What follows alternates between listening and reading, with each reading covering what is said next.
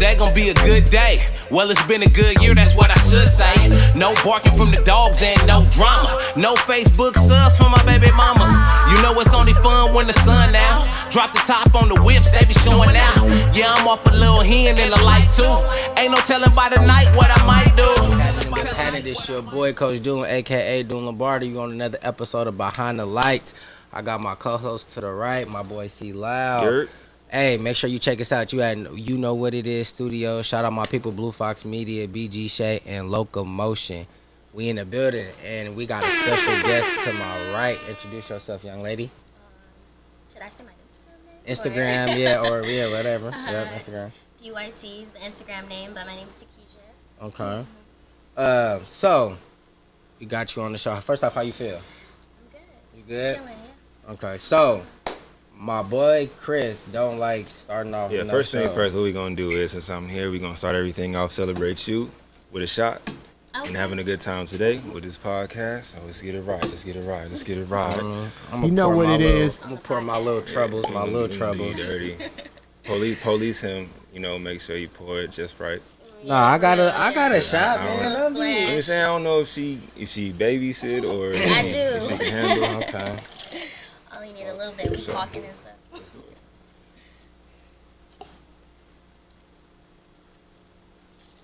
Look at mine.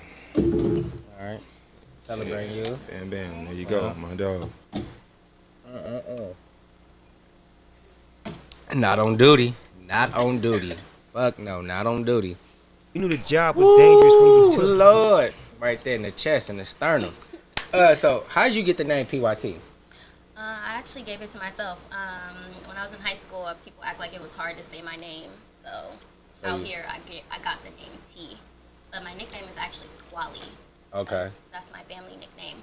But yeah, people just started calling me T, and then I think when I first made my Twitter, I put PYT, like in 2011. Yeah. So speaking of Squally, you see we have your book right here, Dear Squally. Yes.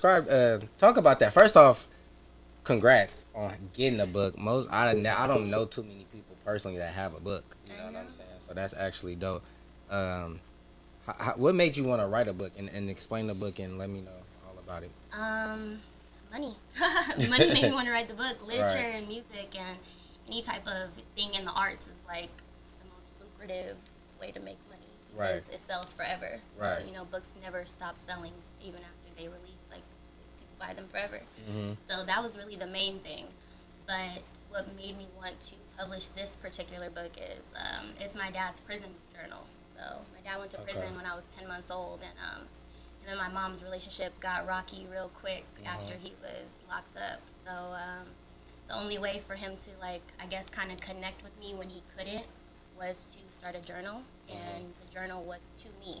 So he wrote all these letters while he was in jail for 5 years, and he kept all of them, and he gave them to me when I was 18. It's hard.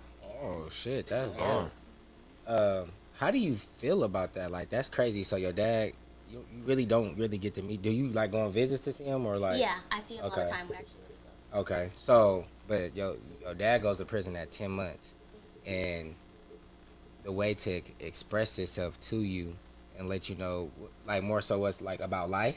Yeah, he was just talking about everything that was going on while he was in prison, all his thoughts and like everything that was going on between my mom. That's pretty much like what the book is really about, is his relationship with my mom, how it was on and off, and little stuff like how people would come into the jail and they would tell him stuff that she was doing and stuff like that, how it would make him feel like he was really venting to me, but at the same time he was low-key trying to parent me from prison because he couldn't be there. Right. And I guess he was like yearning for that connection, so like he was growing himself. He started reading books, and he got a little routine going while he was in jail, so that he could stay focused, stay out of trouble. And he would tell me these things every single day, books that he was reading. He started writing like quotes from books that he was reading on the top of every single page, and like telling me he's gonna make me read these things when I get older. He talks a lot about the crack epidemic and just about black people, period, stuff that he was seeing on TV. It's very nostalgic because it happened between 1994 and 1999. So it's gonna take you back. So it's gonna take you back. Yeah. He talked about a lot of the stuff that was going on during that time period. And so yeah, he was really parenting me from prison, in one of the entries, he like is telling me that he got in trouble for stealing chicken out of the kitchen. He worked in the kitchen. And, Real nigga on me. Real nigga, yeah, real. he goes into like telling me this story about when he was a kid and how he stole from like a corner store in Detroit or whatever, and his mom like beat him. So he was like, that, you know, messed up my stomach when it came to stealing. Like, I don't steal, but he, you know, he didn't have no money. He needed other food like while he was in there, so he did that. He was like, I'm not gonna tolerate stealing from you, Squally. Like, he was literally parenting me from prison. So yeah, it's very special. Like, it's crazy to think that that's how he spent his time when so many people get locked up and have kids. And they kind of like fuck, like don't fuck with the kids or something like that. It's because they feel helpless though. It's like they feel like, what can you do? But he found something to do. You know, like And it's also a blessing that you took what he was doing that way. You took it the right way instead of being so resentment, you know, full of resentment and stuff like that. You took it the right way and made it into something positive. That was the thing, is that his presence never left me. Like, even though I was really young, like, it felt like he was around all the time because he started messing with a female CO. Like, he had her bringing me presents. So I'm getting gifts every single holiday like a regular kid. Christmas, birthday. Play it. That's a real nigga right there. Nothing was being missed. Like, there's a program in prison where, you know, the profits that you make from whatever job that you have, you're able to send your kids gifts, regular gifts. So he was a part of that. He joined a drug program. Never had a drug problem in his life, but joined the drug program just so that he could get out early, a year early. Like, he did everything that he could to stay connected with me and to get back to me. And yeah, it's super special to me. So I had to do it.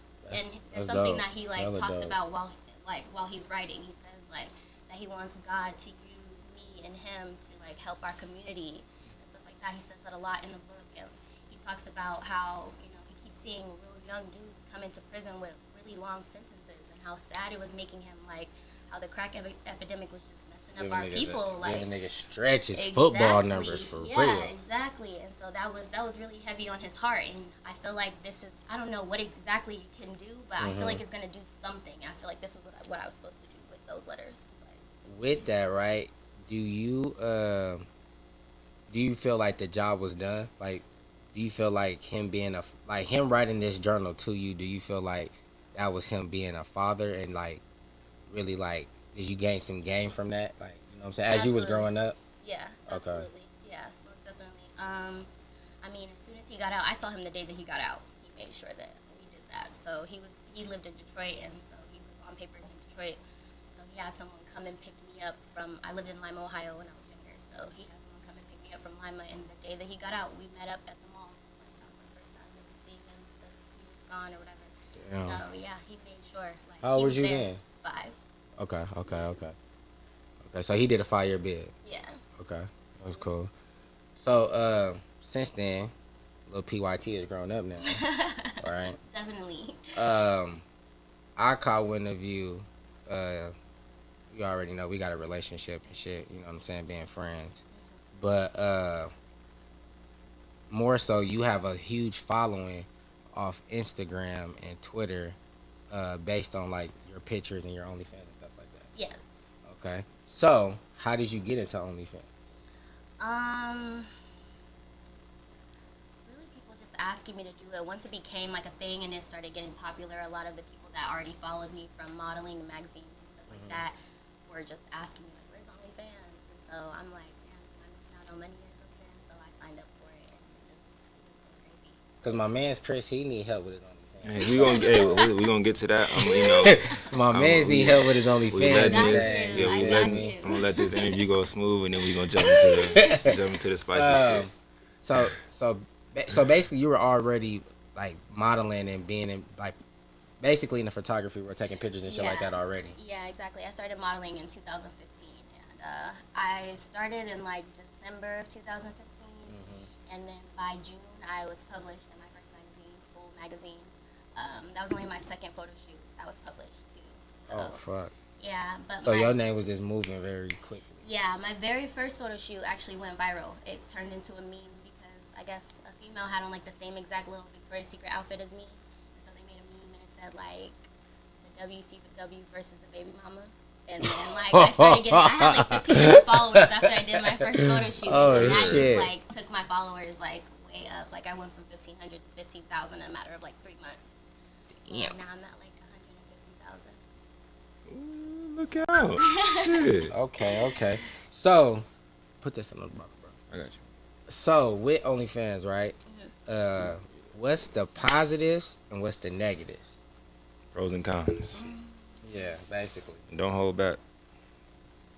That's hard. There really isn't any cons if like you've accepted what you're doing. Like 'cause Basically put me on game because I'm a newbie to the OnlyFans crew, Okay. right? So if I make a profile, like basically explain to me how do I make a profile, put it like that. you just sign up. It's just like any other. So I social sign media. up. Okay, boom. So when you go in, do you already have a marketing of what you're selling? Because one thing that I see, right, that on OnlyFans is basically people selling sex, but you don't have to just sell sex. Like you can sell whatever you want, whatever you feel like is valuable. Exactly. Let's say that, Any right? type of information. Like, Okay. I follow people on there that are chefs.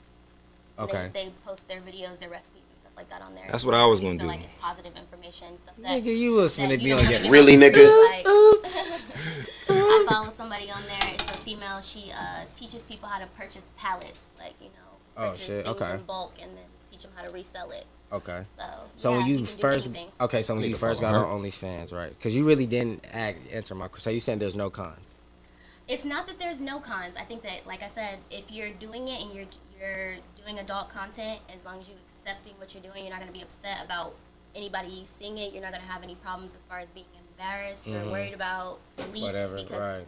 content's going to Yeah, get literally, leaked. People are right. going to screen record and repost your stuff for free on porn websites. As long as you're cool with that, there's no cons. You're making money. So Okay. what she's saying is those are the cons. But if you have accepted that, then they aren't cons anymore. Exactly. That's what she's saying. Okay. Yeah. All right. So, did you get on OnlyFans to promote adult content, or did you first get on to promote? Really just my pictures and stuff because people were asking me. I didn't really know what it was when I first signed up. Like, Okay. I just signed up and I'm like, okay, well, I have these modeling pictures that, or professional pictures that I can't post on Instagram because maybe, a little nipple out or whatever. And so I'm like, I can sell it on here. Like, actually, I tested it out. So before I signed up for OnlyFans, I had this picture of myself that was topless and it was blurred out, and I had already posted it on Instagram. And so people kept DMing me saying, like, where's OnlyFans or whatever. I'm like, I'm going to see how this works. So I posted on my Instagram, like, I posted the censored picture, and I said, DM me for my Cash App. Send me $20, I'll send you this picture. And I literally made $1,300 in one day off of that So photo. niggas My was nigga. off the. This is what I be saying. Uh-oh. So can I just send my dick out? Can I just put my dick out and be like, yo, on the blur? But no, what I'm saying is, my just like nigga you Vari. did with the blur.